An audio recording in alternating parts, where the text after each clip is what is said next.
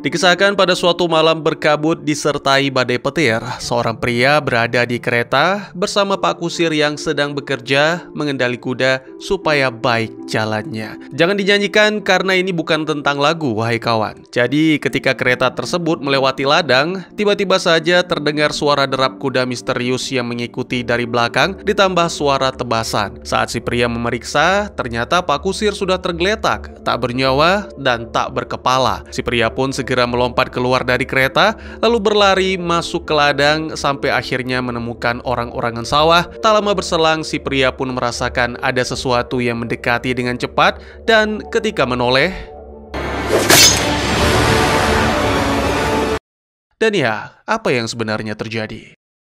Selamat datang dan selamat berjumpa kembali bersama saya Teguh Gusto. Bagaimanapun kabar dan dimanapun berada, ingatlah selalu kebenaran tidak membutuhkan banyak suara, cukup satu hati yang berani menyuarakan. Seperti biasa, saya akan bercerita yang tentu saja tentang sebuah film dan kali ini berjudul Sleepy Hollow, sebuah film yang rilis sekitar 26 tahun yang lalu, disutradarai oleh Tim Burton, serta dibintangi oleh para aktor yang pastinya sudah tidak asing lagi bagi kalian. Baik, tidak usah berlama-lama lagi. Mari siapkan diri, mari siapkan kopi, dan mari cerita kita lanjuti.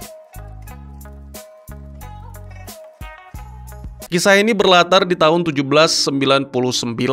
Ditampilkan di kota New York, seorang detektif bernama Ichabod Crane menemukan sosok mayat mengambang di perairan sekitar. Mayat itu kemudian dibawa untuk dibakar, walaupun Crane menentang dan menganggap kematian pria itu seharusnya diselidiki secara serius. Sayangnya, keyakinan kuat pada ilmu pengetahuan serta usahanya yang gigih dalam menegakkan keadilan malah tidak disukai oleh para rekan. Akibatnya, Crane pun dikirim ke sebuah kota kecil bernama Sleepy Hollow untuk menyelidiki kasus pembunuhan.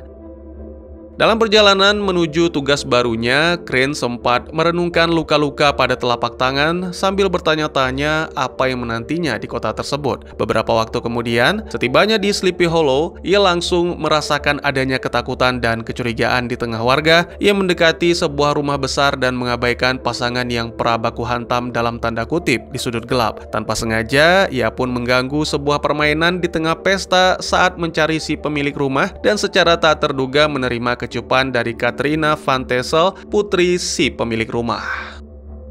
Di saat yang sama, Crane juga berkenalan dengan kekasih Katrina, Brom, yang terlihat tidak senang. Crane hanya mengabaikan dan segera memperkenalkan diri kepada ayah Katrina, seorang pengusaha kaya bernama Balthus, dan juga bertemu dengan istri kedua Balthus yang bernama Mary. Keluarga Van Tassel memperbolehkan Crane tinggal bersama mereka selama ia bertugas di Sleepy Hollow. Ketika tokoh utama kita sedang membereskan barang-barangnya di kamar, seorang pembantu bernama Sarah menyambut dengan ramah dan mengungkapkan rasa syukur atas kehadiran sang detektif tersebut.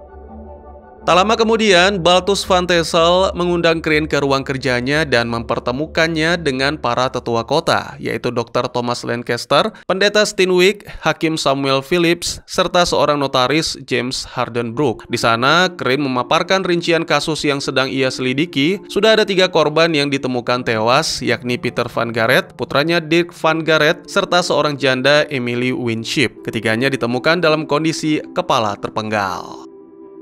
Para tetua kota menjelaskan bahwa hingga kini kepala para korban belum ditemukan. Mereka percaya bahwa kepala-kepala itu telah diambil oleh sosok penunggang kuda tanpa kepala. Menurut mereka, penunggang itu dulunya adalah seorang tentara bayaran Hessian dari masa perang revolusi yang sangat menikmati pertumpahan darah dan menunggangi seekor kuda hitam besar bernama Daredevil.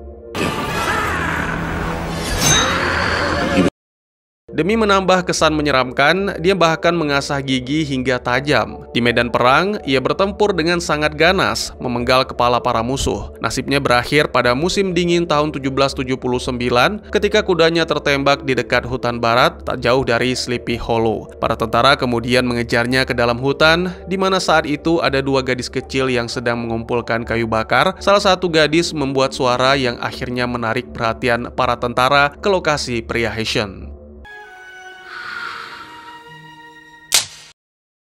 Gadis itu tetap bersembunyi sementara saudarinya melarikan diri. Dari tempat persembunyian, ia menyaksikan bagaimana para tentara menyerbu Heshen hingga akhirnya berhasil mengalahkan dan memenggal kepalanya dengan pedang Heshen sendiri. Kemudian jasad pria Heshen dikuburkan secara diam-diam di sebuah kuburan tanpa nisan di tengah hutan. Selama 20 tahun mereka meyakini bahwa kini sang penunggang kuda kembali bangkit dan memenggal siapa saja yang ditemuinya.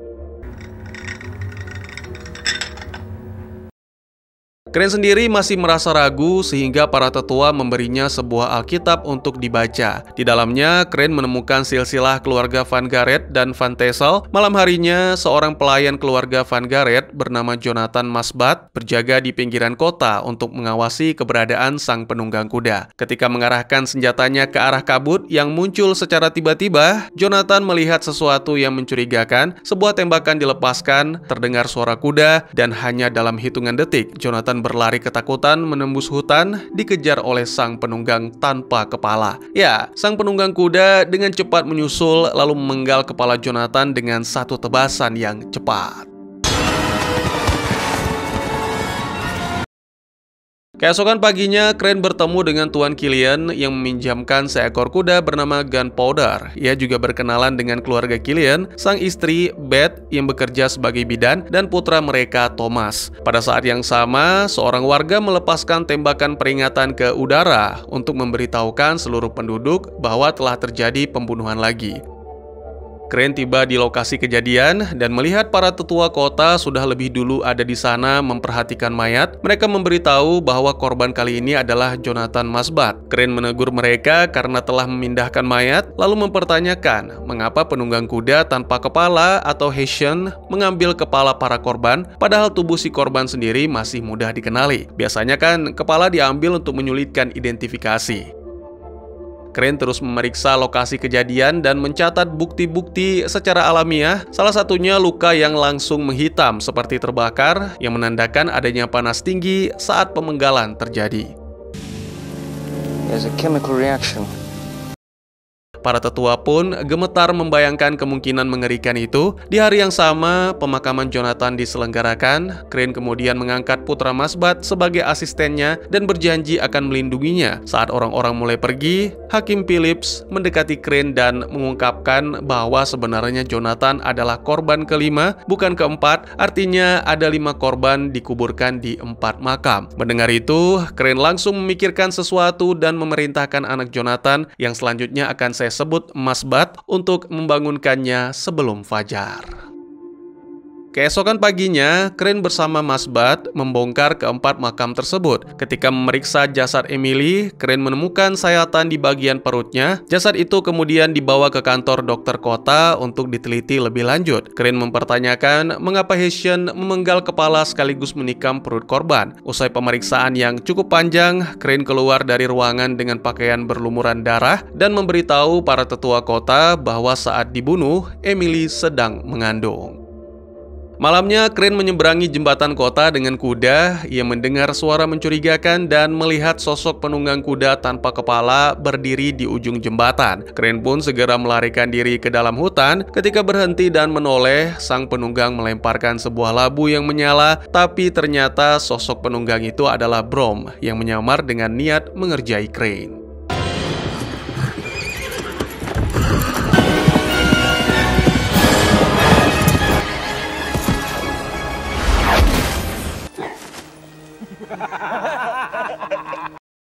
Di malam yang sama, Crane bermimpi tentang sang ibu. Ia mengingat kembali bagaimana sang ibu menggambar lingkaran di dekat perapian dan menidurkannya sambil memberikan mainan burung kardinal merah kesayangan. Dalam mimpi tersebut juga muncul sosok pria kejam yang mengintai di balik bayangan. Setelah terbangun, Crane turun untuk mengambil segelas air. Saat itu, ia mendengar suara dan menemukan Katrina sedang membaca di dekat perapian. Katrina menceritakan bahwa sang ibu telah meninggal 2 tahun lalu dan wanita yang saat ini mendampingi sang ayah adalah ibu tirinya dan menyandang gelar Lady Van Tassel.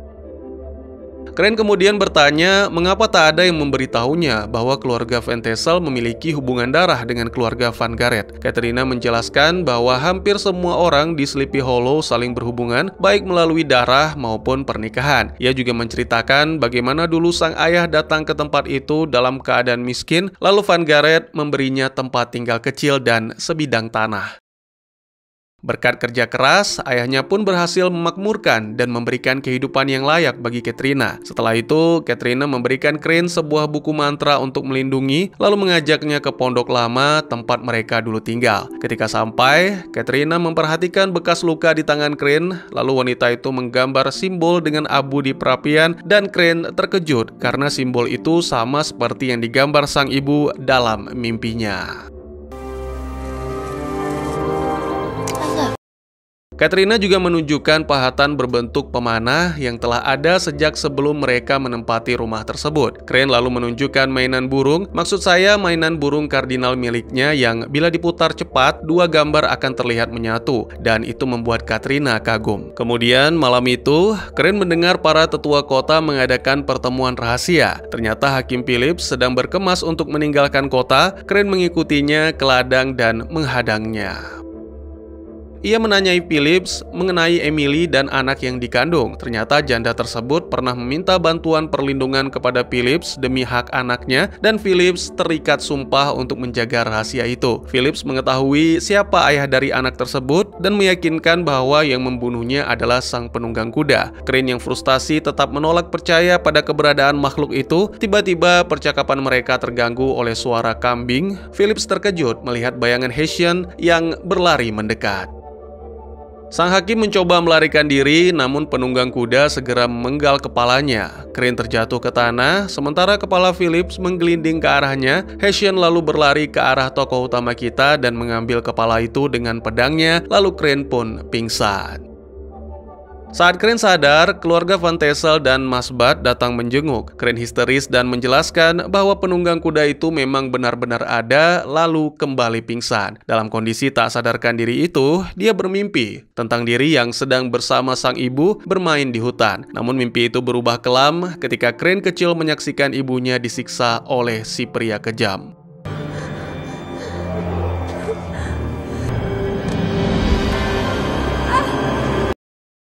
Begitu terbangun, Crane mengumumkan kepada tetua kota bahwa hari ini ia akan masuk ke hutan untuk mencari makam Hessian dan mengajak semuanya ikut. Namun hanya Mas Bud yang dengan senang hati menemani. Sepanjang perjalanan, Crane mengetahui bahwa ayah Mas Bud pernah bekerja untuk keluarga Van Garrett. Seminggu sebelum pembunuhan terjadi, sempat terjadi pertengkaran antara ayah dan anak itu. Lalu ayah Mas Bud dipanggil oleh Tuan Van Garrett.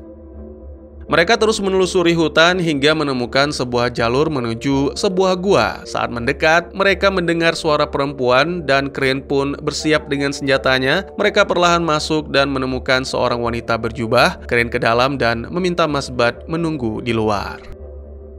Crane duduk, sementara sang penyihir mengikat dirinya dengan rantai dan memulai ritual. Ketika Crane bertanya soal penunggang kuda dan cara menghentikannya, penyihir itu menyuruhnya diam. Tiba-tiba sang penyihir mendekat dengan wajah menyeramkan, memerintahkan Crane mengikuti jejak suku Indian menuju tempat matahari terbenam, di mana terdapat pohon kematian yang merupakan tempat peristirahatan sang penunggang kuda.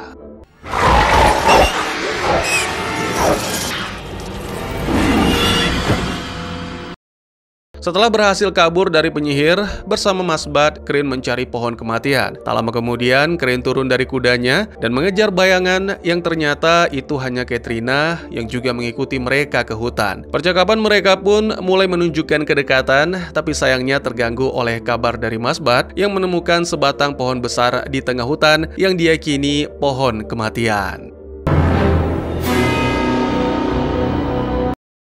Crane memotong akar-akar pohon yang ternyata berisi darah. Ia terus menggali hingga akar-akar itu membuka dan menampakkan sebuah lubang penuh dengan kepala-kepala yang telah terpenggal. Crane menyimpulkan bahwa pohon itu merupakan portal antara dua dunia, dunia manusia dan neraka. Ia naik ke batang pohon dan mulai menggali. Di situ ia menemukan kerangka Hessian, tapi tengkoraknya tidak ada. Crane pun mengatakan bahwa inilah sebabnya sang penunggang kuda terus memburu kepala. Ia tidak akan berhenti sampai tengkoraknya dikembalikan. Tiba-tiba tumpukan kepala itu berguncang. Crane, Katrina, dan Masbad menyaksikan dengan ngeri saat dari sana muncul kuda hitam besar Daredevil beserta penunggangnya, sang pemenggal kepala. Hessian langsung bergegas mencari korban berikutnya dan kelompok Crane pun langsung mengejar. Penunggang itu tiba di sebuah rumah yang ternyata milik Tuan Killian. Sementara Killian dihabisi dalam pertarungan singkat, Beth berhasil menyembunyikan Thomas di ruang bawah tanah dan bersembunyi di sudut ruangan. Namun sang Hessian masuk sambil membawa kepala suaminya. Beth pun dipenggal dan sang Hessian bahkan tak menunjukkan belas kasihan pada Thomas kecil sekalipun. Ya, seluruh anggota keluarga itu dibantai.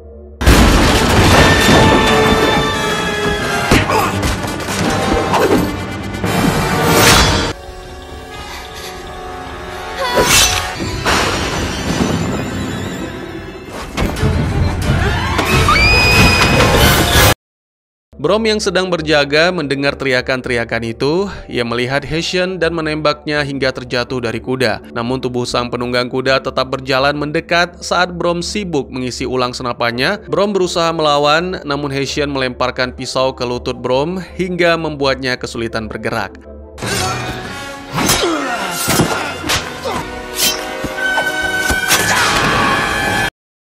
Di saat yang sama, Crane tiba dan berusaha menolong Brom. Ia menusuk punggung Hessian saat mereka berusaha melarikan diri menyeberangi jembatan. Namun ketika mereka menoleh untuk mencari, Hessian tiba-tiba muncul dari belakang dan menusuk bahu Crane lalu mendorongnya. Setelah itu, ia memancing Brom ke jembatan dan kembali bertarung, mendaratkan beberapa serangan sebelum akhirnya membelah tubuh Brom menjadi dua. Crane yang menyaksikan peristiwa mengerikan ini lagi-lagi merasa terguncang dan akhirnya pingsan. Adegan berpindah menampilkan di rumah keluarga Van Tassel. Dr. James memeriksa luka-luka Crane. Sang dokter terkejut karena luka tersebut ternyata sudah membaik dengan pendarahan yang sangat sedikit. Saat Crane sadar, ia langsung meminta maaf kepada Katrina karena gagal melindungi Brom. Ia pun menjelaskan bahwa penunggang kuda tidak membunuh secara acak. Menurutnya, ada seseorang yang telah mengambil tengkorak Hessian dan kini mengendalikannya untuk melakukan pembunuhan sesuai kehendak. Teori ini tidak terlalu dipahami dan Katrina memberi Crane ramuan agar bisa beristirahat. Ketika tertidur, Crane kembali bermimpi tentang pria kejam, namun kali ini sosoknya adalah penunggang kuda tanpa kepala.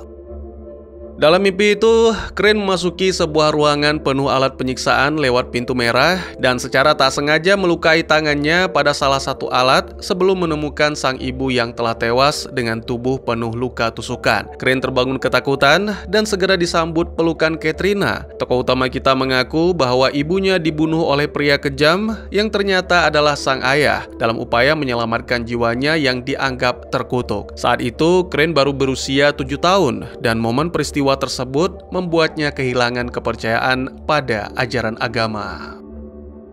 Seiring Crane dan Katrina semakin dekat, mereka mulai membuka diri satu sama lain dan saling mengungkapkan perasaan. Keesokan harinya, Crane memaparkan hasil penyelidikan kepada Masbad. Ia menduga adanya konspirasi di antara para tetua kota, mengingat mereka tengah berdiskusi ketika mengetahui Hakim Phillips dihabisi. Crane lalu memutuskan untuk mencatat semua warga Sleepy Hollow, dimulai dari warga paling berpengaruh, yaitu Lord Van Tassel. Masbad setuju karena setelah kematian keluarga Van Garrett, kini Van Tassel menjadi pewaris utama.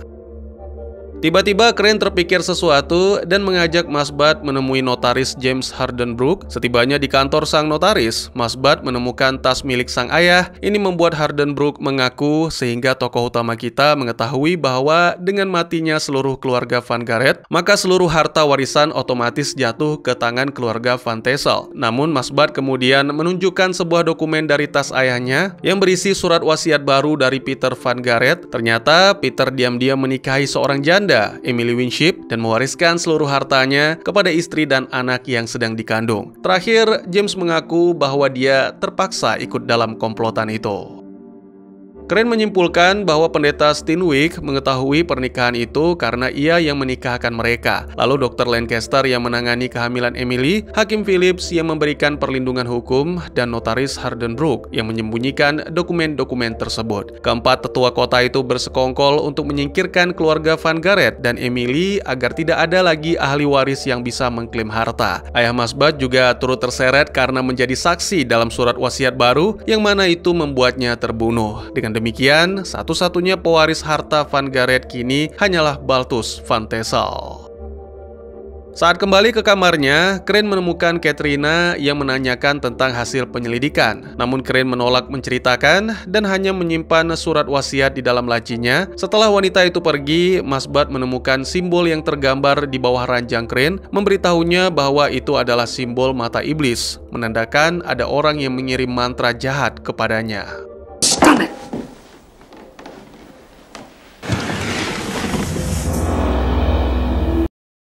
Malamnya, Crane dan Masbad mengikuti sesosok bertudung yang meninggalkan rumah menuju hutan. Masbad menunggu di dekat pohon, sementara Crane mengendap lebih jauh. Dari balik pepohonan, Crane sangat terkejut menyaksikan Mary atau Lady Van Texel sedang baku hantam dalam tanda kutip dengan pendeta, sembari melakukan sesuatu yang aneh dengan darah. Tokoh utama kita dan asisten segera kembali ke rumah dan mendapati bahwa surat wasiat telah dicuri.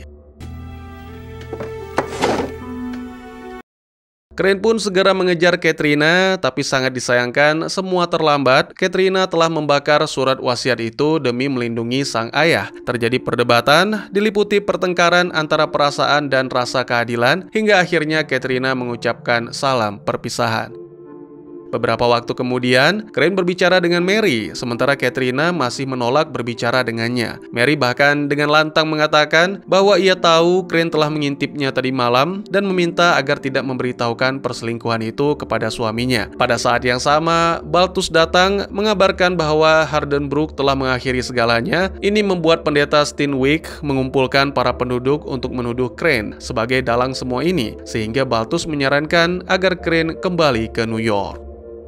Sementara warga berkumpul di gereja, Balthus menunggu sang istri yang sedang mencari tanaman obat untuk luka. Tiba-tiba, Hessian muncul dari balik pepohonan dan memenggal kepala Mary. Tak lama kemudian, Balthus tiba di gereja dan memperingatkan Katrina tentang Hessian yang telah menghabisi Mary. Segera Hessian tiba yang membuat seluruh warga panik. Sementara warga berlarian masuk ke dalam gereja, Hessian tertahan di luar pagar. Para warga pun mulai menembaki lewat jendela dan di saat bersamaan terjadi perdebatan di antara para tetua sampai-sampai Balthus menodongkan senjatanya untuk melindungi diri.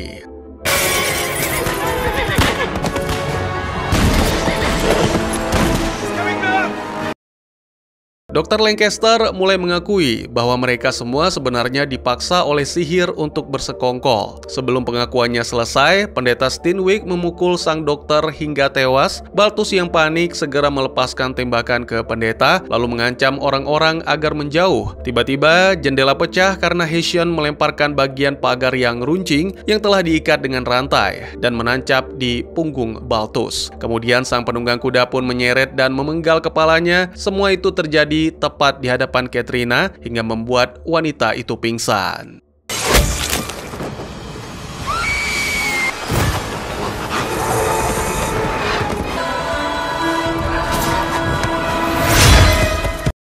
Tokoh utama kita menemukan kapur merah muda tak jauh dari Katrina. Hal ini menguatkan dugaan bahwa wanita itulah yang menggambar simbol di bawah ranjangnya. Bersama Masbad, Crane membawa Katrina pulang. Crane mulai mencurigai bahwa Katrina adalah orang yang membangkitkan kembali sang penunggang kuda.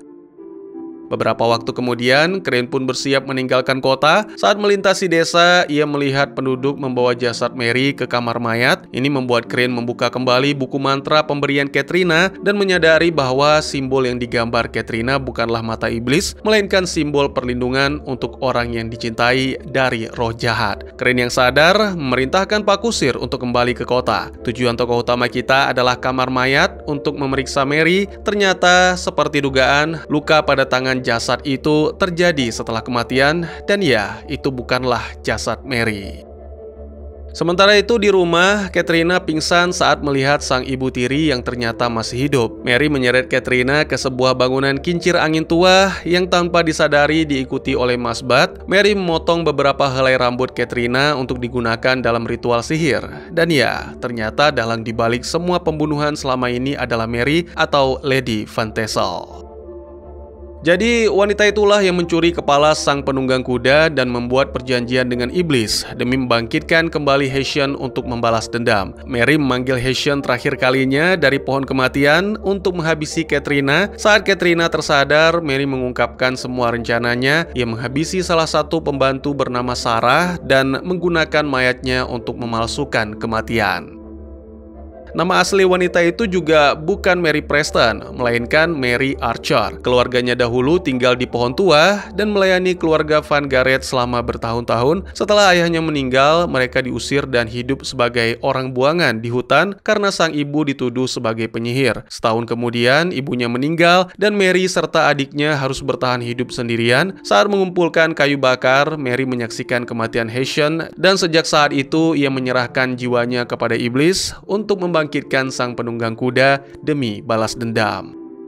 Dengan memanfaatkan Haitian, Mary telah menghabisi para tetua kota dan siapapun yang mengetahui rencananya, bahkan adik kandungnya sendiri, penyihir yang tinggal di hutan. Ia menghabisi keluarga Van Garrett yang telah mengusir keluarganya dan merebut harta mereka, juga keluarga Van Tassel yang telah mengambil pondok tempat tinggal mereka. Kini, satu-satunya yang tersisa hanyalah Katrina. Begitu Katrina berakhir, maka semua harta warisan akan menjadi milik Mary.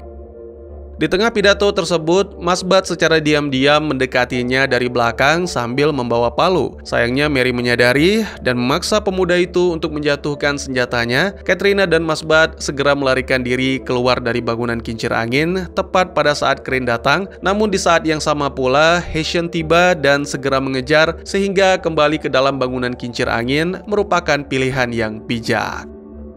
Mereka memanjat ke atas dan bersama dengan itu, Haitian mendobrak pintu, menghancurkan apapun yang menghalangi. Tapi untungnya kelompok Crane sudah tiba di atap. Crane melemparkan lampu minyak ke dalam kincir angin, berniat membakar penunggang kuda hidup-hidup. Ketiganya berpegang erat pada kincir dan melompat. Ketika kincir itu nyaris menyentuh tanah, kebakaran yang terjadi membuat bangunan meledak dan kelompok Crane berhasil berlari menjauh. Namun Haitian terus bangkit dan segera melakukan pengejaran.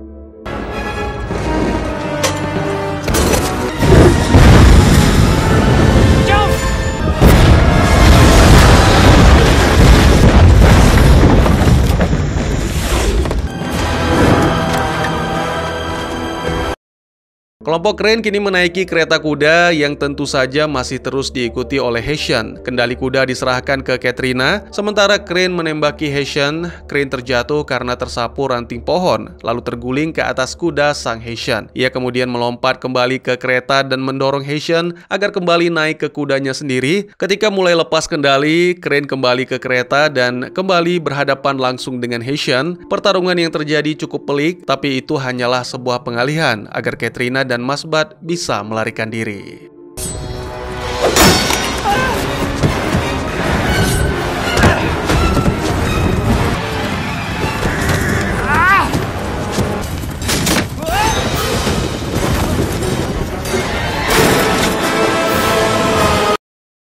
Crane, Katrina, dan Masbad akhirnya tiba di pohon kematian, di mana mereka berhadapan kembali dengan Mary yang langsung menembak Crane di bagian dada, lalu menyandra Katrina dan memerintahkan Haitian untuk mengeksekusi. Crane bangkit kembali, menyadari bahwa buku mantra pemberian Katrina telah menyelamatkan nyawanya. Ia melompat menyerang Mary dan berhasil melepaskan Katrina. Katrina dan Mary terjatuh sambil memperebutkan tengkorak Haitian. Untungnya Masbad membantu dengan mengambil sebatang ranting besar dan menghantamkan ke kepala Mary hingga membuatnya tak sadarkan diri.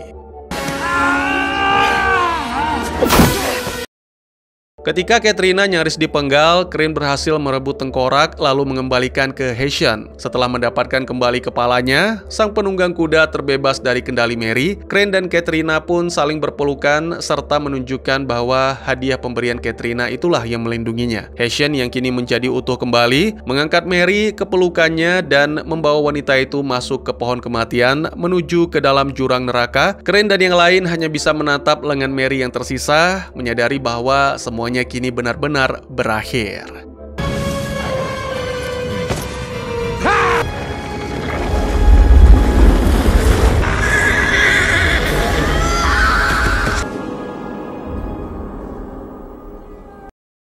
Film pun ditutup dengan menampilkan beberapa hari kemudian, Crane menikahi Katrina dan kini bersama-sama Mas Bud, mereka pindah ke New York untuk memulai kehidupan baru yang lebih baik dan jauh dari hal-hal mistis.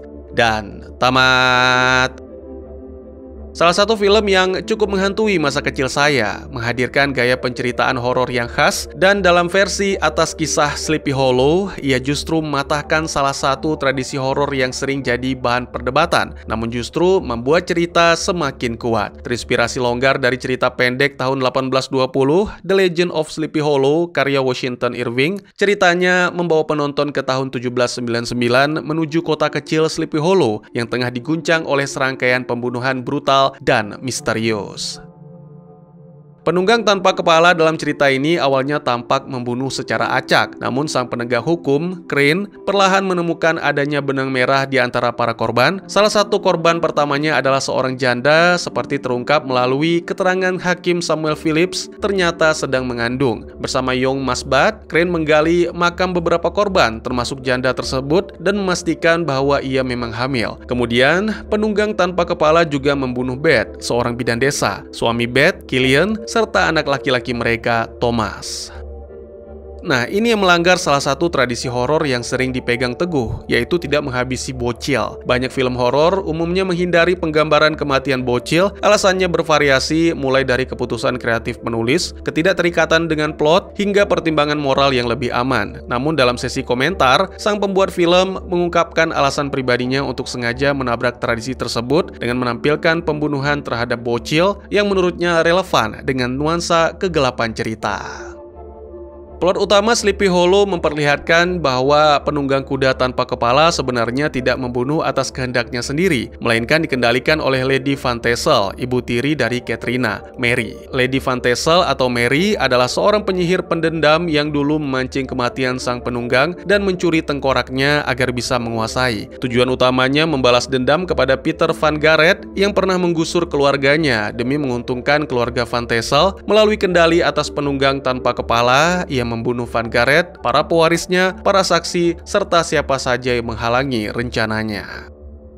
Mary sama sekali tidak peduli siapa yang harus dikorbankan selama keinginannya tercapai, bahkan saudari kandungnya sendiri yang hidup di hutan sebagai penyihir. Kekejaman membuatnya tak ragu memerintahkan penunggang tanpa kepala untuk membunuh bocil maupun wanita hamil. Kematian bocil dalam Sleepy Hollow semakin menegaskan betapa jahatnya Mary, serta menunjukkan seberapa jauh penunggang kuda tanpa kepala melakukan pembunuhan di bawah kendalinya. Jadi, film ini bukan sekadar cerita horor tentang pembunuhan supranatural, melainkan sebuah gambaran tentang betapa bahayanya keserakahan, dendam, dan nafsu kekuasaan yang menguasai hati manusia. Mary yang masa kecilnya penuh penderitaan akibat ketidakadilan sosial, tumbuh menjadi sosok yang rela melakukan apa saja demi membalas dendam dan merebut kekayaan, bahkan hingga membunuh keluarga sendiri, para tetua kota, dan siapa saja yang menghalangi. Di balik semua teror penunggang kuda tanpa kepala yang selama ini diyakini warga sebagai kutukan gaib, ternyata tersembunyi konspirasi rumit yang dikendalikan oleh manusia. Melalui keberanian dan keyakinannya pada kebenaran, Crane menunjukkan bahwa di balik segala keanehan supranatural, seringkali terdapat akal bulus manusia yang memanfaatkan ketakutan dan tahayul untuk menutupi kejahatan mereka. Pelajaran penting dari cerita ini ialah bahwa keserakahan akan selalu menuntun pada kehancuran diri sendiri. Dendam hanya akan memperpanjang rantai kebencian, dan ketulusan serta keberanian mengungkap kebenaran tetap menjadi kunci untuk menghentikan kejahatan, tak peduli seberapa besar resiko yang dihadapi. Pada akhirnya, film ini memperlihatkan kepada kita bahwa bahaya terbesar bukanlah berasal dari makhluk-makhluk gaib, melainkan dari sisi gelap dalam diri manusia sendiri yang dibiarkan tumbuh tanpa kendali. Bagaimana menurut kalian? Mungkin segitu saja teman-teman. Terima kasih buat yang sudah menyaksikan. Silahkan memberikan komentar, bertanya, ataupun merequest kira-kira film apa yang menarik untuk dibahas. Bisa lewat kolom komentar, atau buat yang malu-malu bisa via DM ke Instagram saya di @teguhgusto. Insya Allah pasti akan dibaca. Mari kita jadikan kolom komentar sebagai sarana penambah wawasan dan menciptakan jalinan persaudaraan, bukan malah menjadikannya sebagai tempat pembulian sehingga menciptakan permusuhan. Jangan lupa untuk dukung terus channel ini dengan cara share, like, dan subscribe, karena dukungan dari kalian sangat berharga bagi saya demi perkembangan channel ini. Saya Gusto, sampai jumpa di video selanjutnya. Tetap semangat, tetap bersyukur setiap hari. Dadah!